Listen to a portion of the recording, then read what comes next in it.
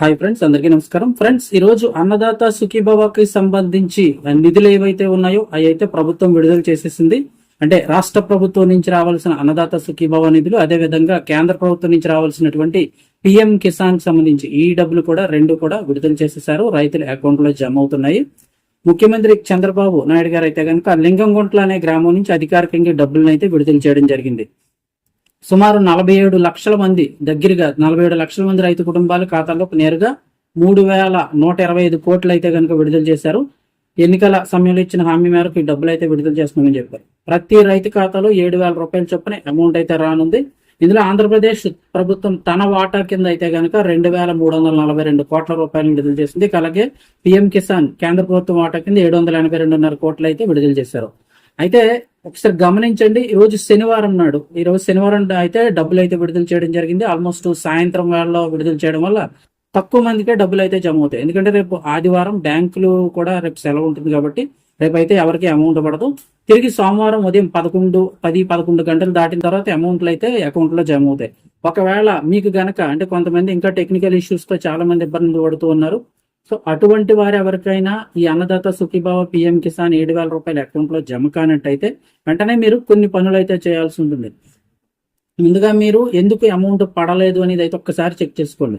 మీ యొక్క సమీపంలో ఉన్న రైతు భరోసా కేంద్రం దగ్గరికి అయితే కనుక వెళ్ళి మీరు వెంటనే ఈకేవైసీ కంప్లీట్ అయిందా లేదో ఒక్కసారి చెక్ చేసుకోండి. ఈకేవైసీ కంప్లీట్ అంటే ఏమీ ఉండదు, కేవలం మీ ఆధార్ కార్డు, బ్యాంక్ అకౌంట్, అలాగే మీ ఫోన్ నెంబరు ఆ రైతు భరోసా కేంద్రంలో అయితే ఇవ్వాల్సి ఉంటుంది. అలాగే ఆధార్ సీడింగ్ అయితే అయిందో లేదో చూసుకోండి. నెక్స్ట్ వర్క్ ఆధార్ సీడింగ్ అంటే మీరు ఇచ్చిన Aadhaar, bank account, phone number మూడింటికి లింక్ అయి ఉండాలి. అంటే ఆధార్కి bank account, phone number link అయి ఉండాలి. మీరు ఇచ్చిన బ్యాంక్ అకౌంట్ కి ఫోన్ నెంబర్, ఆధార్ ఇవన్నీ కూడా లింక్ అయి ఉండాలి.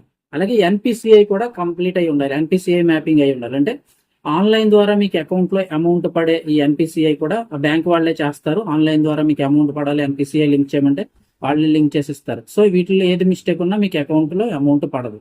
ఇక అలాగే ఒకవేళ మీకు భూమి రికార్డులో సమస్య ఉంటే కనుక మీ గ్రామ సచివాలయంలోని విఆర్ఓ లేదా వ్యవసాయ విఏఓ అంటారు, వ్యవసాయ సహాయకులు, వాళ్ళని కలిసి మీ భూమి యొక్క వివరాలను ఆన్లైన్ లో అప్డేట్ చేయించుకోవాలి. ఒకవేళ ఆన్లైన్ లో ఏదైనా సరిగా అప్డేట్ అవ్వకపోయినా మీకు అమౌంట్ అయితే వచ్చే అవకాశం ఉంది.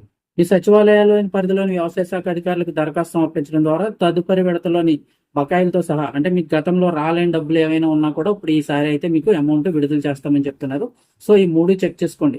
ఈకేవైసీ, అలాగే ఆధార్ సీడింగ్ అయిందా లేదా, ఎన్పిసిఐ లింక్, ఒకవేళ మీ రెవెన్యూ రికార్డ్ ఏదైనా ఎప్పటిలోనే ఏమన్నా ఉన్నట్లయితే ఒకసారి అప్డేట్ చేయించుకోండి. అంతే, కొంచెం వెయిట్ చేయండి. సోమవారం 11 దాటిన తర్వాత నుంచి రైతులందరి ఖాతాలో అందరికీ అమౌంట్ అయితే జమ అవుతుంది. సో ఇన్ఫర్మేషన్ తప్పకుండా లైక్ చేయండి. మరిన్ని అప్డేట్స్ కోసం ఛానల్ సబ్స్క్రైబ్ చేసుకోండి.